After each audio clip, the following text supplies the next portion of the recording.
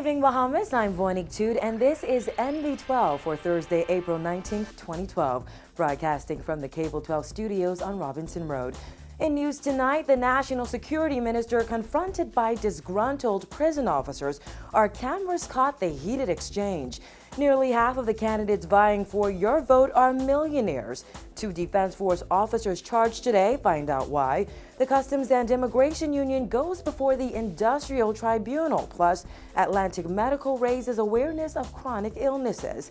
We have those stories and much more coming up tonight. Your NB12 starts right now.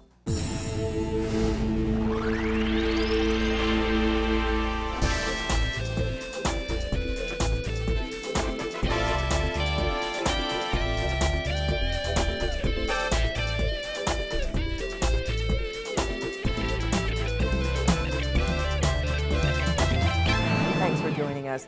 It was quite an eventful morning at Her Majesty's Prison as prison officers ambushed the minister responsible for that facility.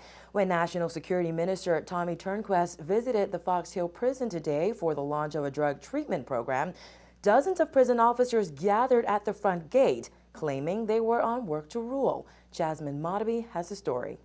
Minister of National Security Tommy Turnquest was greeted by an unexpected scene this morning as dozens of irate prison officers were gathered at the front gate of Her Majesty's Prison. The scores of officers began gathering at the prison's front entrance around 9 this morning. Turnquest, who was greeted by the sight of irate officers as he pulled in, was at the prison to launch the Challenge Drug Therapy program. During that ceremony, the National Security Minister said he was surprised to see the officers gathered out front. Turnquest could not quite understand why they would choose to do so, as the only matter brought to his attention was outstanding prison officer promotions, a concern he says he addressed yesterday with President of the Bahamas Prison Officers Association, Gregory Archer. But before Turnquest could leave, he would learn of their other concerns, as the officers were determined to have them heard. He and Archer had an impromptu and sometimes heated conversation inside the security checkpoint room of the prison. The minister questioned why the officers were gathered outside and said their decision not to report to duty caused delays in the prisoners arriving at court, a claim Archer denied. They said we still want to come to the gate since you we're officers. Yeah, if they want to come to the gate, they can withdraw the service. Every officer that's at the gate is off or available. I'm advised that the record department didn't show up. The record department is to work. I also am advised that as a result, the prison bus is leaving now 2.5 hours late. So do you realize that if prison officers No, just answer that. Is the prison bus leaving late today? This time prison bus always late. At 11:30? Sometimes that time or even a little earlier. During that discussion, Archer told Turnquest the officers have a number of concerns besides the outdated promotions, one of which was a lack of running water at the prison for the past 48 hours, a problem that Turnquest experienced firsthand as he tried to turn on a faucet while touring the new drug treatment facility. Archer says it's issues like that that has everyone fed up, and officer morale is at an all-time low. Promotions is not our major concerns, you know.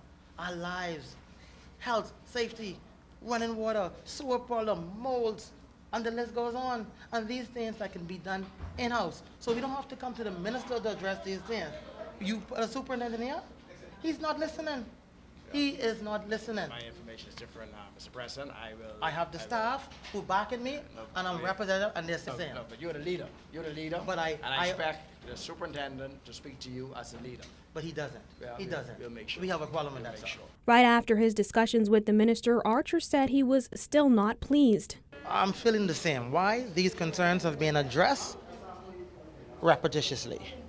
And here we stand, still with the same issues pending. I don't understand it. People don't understand that prison officers, we're true patriots to the country. The Bahamian people sleeps at night because we do an effective job. We feel as if we are not respected, and I stand strongly by what I say. Meantime, Turnquest says he has heard their concerns and, though disappointed over their actions, his open-door policy remains. My doors and my telephone lines are always open to him. Yesterday he availed himself to it, and it's always available to him. I have no difficulty in telling him what the facts are, and all indications are that when there's a difficulty that he believes that has to come to my office, he contacts me. There's no issue there. As for those prison officer promotions, Turnquest says he expects they will be rolled out by early next week. Reporting for NB12, I'm Jasmine Bonamy. Well, the Challenge Drug Therapy Program Minister Turnquest launched at the prison today is based on the voluntary participation of affected inmates and has 6 components. Sergeant Sophia Alcime oversees the program. She says it focuses on the development of cognitive and problem-solving skills, life and anger management skills, relapse prevention, and rejection of criminal lifestyles. A first of anything is a beginning. Today is indeed a first in Her Majesty's prison. It is the beginning of the recovery process for inmates with substance abuse issues. Inmates must apply what they have learned in treatment to their daily lives. Each inmate must demonstrate realistic expectations and living skills that show he can function appropriately in a community environment. The Challenge Drug Therapy Program is the second inmate rehabilitation program launched at Her Majesty's Prison this year. Just 2 months ago, the Auto Skills Literacy and Numeracy program was launched. However, officials say their new drug treatment program is the first of its kind and is patented after a similar program implemented at facilities in Florida. There's been lots of talk since election candidates' financial disclosures were released in the Nassau Guardian this morning. The forms reveal that 56 millionaires have nominated for the May 7th general election. Christina McNeil takes a closer look at who those contenders are, how much they're worth, and which constituencies they're running in. In 2007, 43 millionaires sought a seat in the House of Assembly.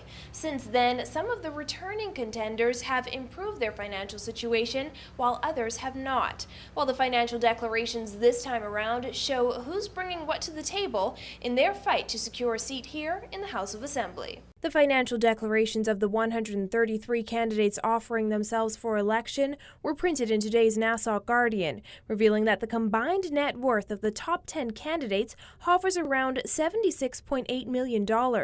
That's well below the combined net worth of a handful of the heavy hitters who offered themselves for the 2007 general election, including Brent Simonet, who declared a net worth of $58 million, Jackson Ritchie, who declared $18.8 million, Chandrise Roll with $16.4 million, and Allison Maynard Gibson with $11.6 million.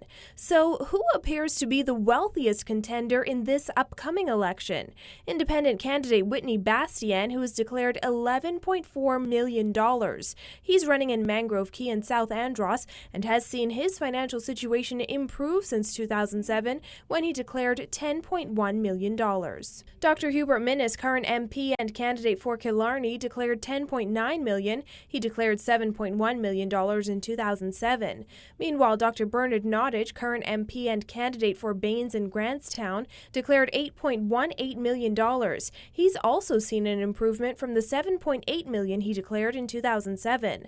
The top 10 candidates with the highest net worth includes Gary Sawyer for South Abaco with $7.8 million, Hubert Chipman for St. Anne's with $6.85 million, attorney Branville McCartney, current MP and candidate for Bambootown with $6.5 million, Dr. Dwayne Sands for Elizabeth with $6.2 million, Leslie Miller for Tall Pines with $6.5 million, Jerome Fitzgerald for Marathon with $6 million, and attorney Paul Moss for Garden Hills with $5.9 million.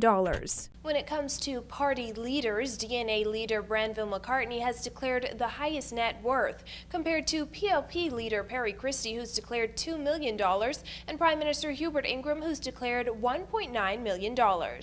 However, the majority of the candidates offering themselves for election are not millionaires. The candidate with the lowest declared net worth is businessman J.M. Brister, independent candidate for Elizabeth. He has a net worth of $1,441.31. Meanwhile, one of the most interesting disclosures was that of DNA candidate for Baines and Grantstown, Rodney Monker.